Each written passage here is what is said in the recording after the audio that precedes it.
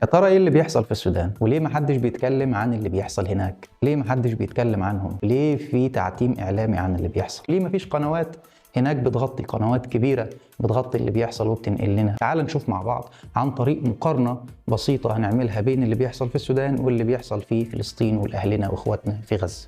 غزة راح ضحية العدوان اللي بقاله أكتر من شهرين أو شهرين ونص، أكتر من 20,000 شهيد من الأطفال والنساء والشيوخ والرجال والصحفيين. وهنا حتة الصحفيين مهمة جدا، لأن الصحفيين اللي بينقلوا لنا في غزة الأخبار هم أغلبهم ناس عادية، حتى اللي شغالين في القنوات برضو بيتقصفوا، بيبقى هو طالع مش عارف هيروح تاني ولا لأ. لكن في السودان عكس كده تماما، ما فيش حد أصلا يقدر يطلع من البيت ولا يصور اللي بيحصل، ولا في قنوات كبيرة بتبث من هناك وبتعرفنا إيه اللي بيحصل، لأن العدو داخل البيت. ناس بتوع الدعم السريع، القوات الدعم السريع بتبقى جوه البيت بتاع الناس، لا إما قاعد له بره البيت لا إما جوه، فهو محدش هيقدر يمسك موبايله ويصور أو يعرفنا حتى إيه اللي بيحصل هناك. الحرب دي راح ضحيتها أكتر من 10,000 شهيد في خلال 8 شهور.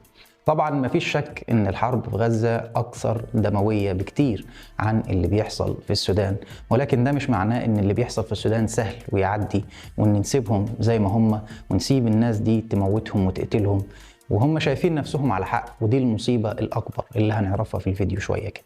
خليني اقول لك ان اللي بيحصل في السودان هو استيطان حقيقي من قوات الدعم السريع للخرطوم ولمدن تانية هم شغالين فيها وشغالين عليها وعلى تهجير الناس منها عن طريق قوات الدعم السريع، ودي هنتكلم عنها في الفيديو، خليك معايا. الأول أصلا مين اللي بينقل لنا الأخبار واللي احنا بنعرفها دي والفيديوهات اللي بنشوفها على السوشيال ميديا اللي بتحاول توصل لنا صورة ولو بسيطة عن اللي بيحصل في السودان؟ هو العدو نفسه، هو الدعم السريع نفسه. هم بيصوروا نفسهم وهم بيقتلوا أو هم بينهبوا وبيسرقوا وحاجات كتيرة بيعملوها، هم بنفسهم اللي بيوثقوا ده وبيوصلوه للإعلام عن طريق السوشيال ميديا. وهي أصلا المشكلة إن قوات الدعم السريع بتحتمي في بيوت المواطنين نفسهم.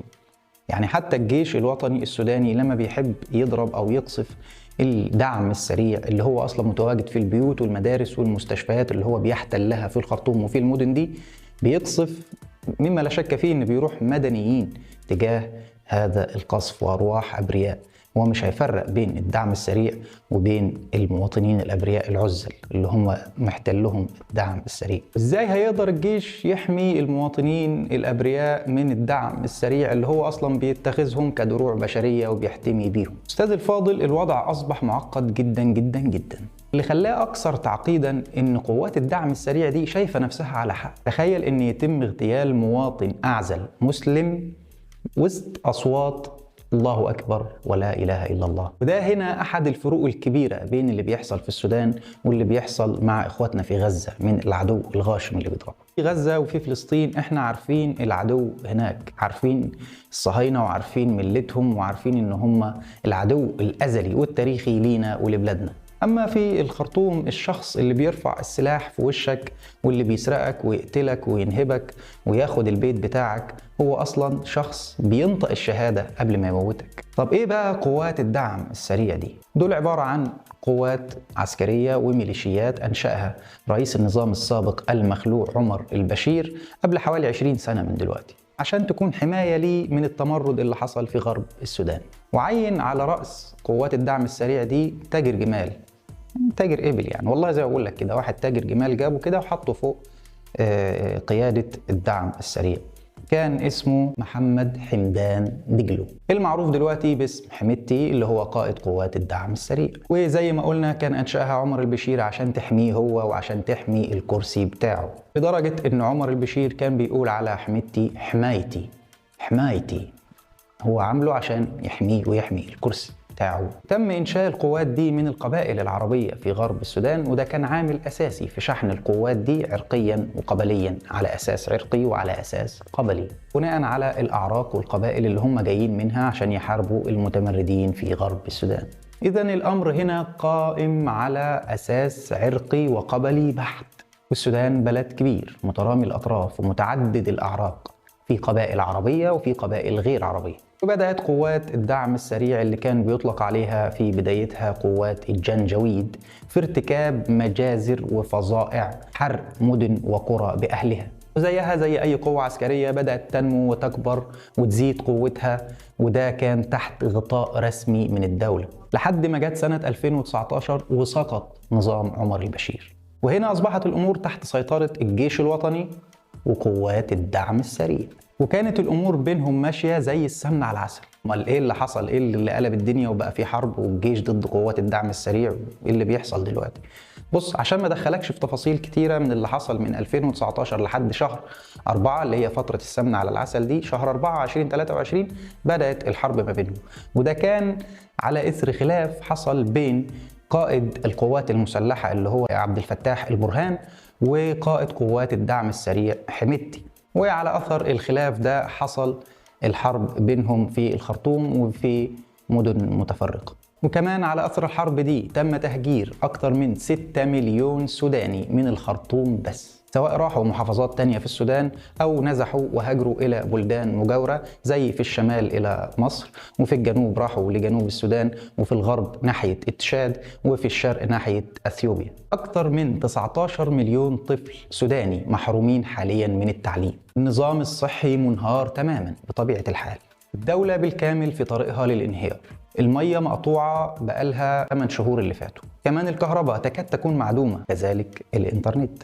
بس يعني المية الحمد لله إن هم عندهم نهر النيل زينا، ربنا يحملنا نهر النيل ويحمي إخواتنا في السودان. فالناس عاد بيضطروا إن هم يروحوا بنفسهم يجيبوا المية من نهر النيل عشان يقدروا يشربوا أو يعيشوا. طيب، في ظل الظروف الصعبة والحالكة دي، قوات الدعم السريع بتجيب الدعم والفلوس اللي بتصرف عليه للاحتلال والاستيطان والجرائم اللي بتعملها دي كلها منين؟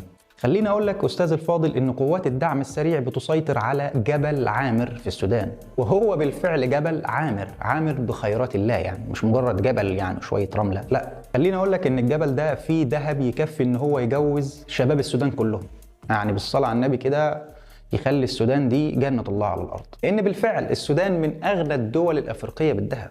شفت بقى الموضوع معقد وصعب ازاي؟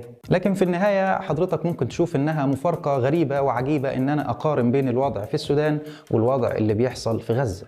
ولكن اللي بتعمله قوات الدعم السريع ما يختلفش كتير عن اللي بتعمله او عن اللي بيعمله الكيان المحتل لاخواتنا واهلنا في غزة. بل ان في اوجه تشابه كتيرة ومتقاطعة بين اللي بيحصل في الخرطوم واللي بيحصل في غزة.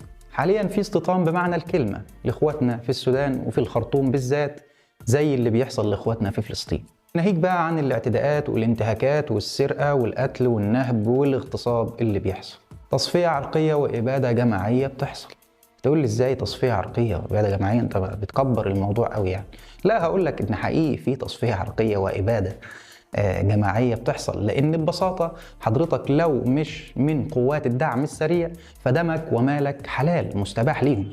لو انت مش من القوات دي فخلاص انت لا اما تسيب بيتك وتمشي، مش هتمشي هنقتلك، ولو انت ست وما طلعتيش من البيت هينتهك عرضها بكل بساطة. فده يبقى ايه؟ في النهاية احب اقول لك يا ريت تتكلم عن اخواتك في السودان زي ما بتتكلم عن اخواتك في غزة، واللي يقدر يساعد باي حاجة ولو بالكلمة يساعدهم ويتكلم عنهم. واللي بيحصل فيهم ده هم ما يستاهلوش، دول إخواتنا وإحنا كنا دولة واحدة. نتمنى أن الوطن العربي ينعم بالسلام، وربنا يهدي الناس على بعضها، وربنا يحفظ مصر وجيش مصر، وتذكر نعمة الأمن والأمان اللي فيها مصر. وده مش كلام وخلاص، ولا كلام إنشاء، ولا كلام تطبيل.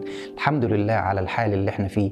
بص حواليك واستشعر نعم ربنا وقول الحمد لله، وادعي لإخواتك وأهلك دول إن هم يلاقوا نعمة الستر والصحة والعافية والأمان. ويا رب دولنا كلها تكون بخير. يا رب احفظ الدول العربية، ويا رب احفظ مصر والمصريين. السلام عليكم.